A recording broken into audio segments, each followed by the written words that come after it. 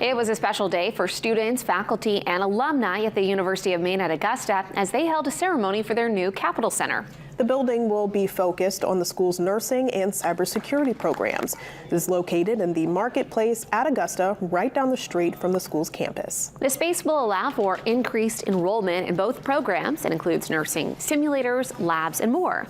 They say this comes as the state of Maine is undergoing a lack of nurses and an increased general enrollment at U.M.A. We have demonstrated the need for a new space because of the growth that we've seen in the program, because of the vision that we have to really make sure that our students are all practice ready and that we are doing our very best to meet our community and our state needs in regards to offsetting the nursing shortage. Although the space isn't completely finished yet, it is expected to be fully operational by the fall of next year.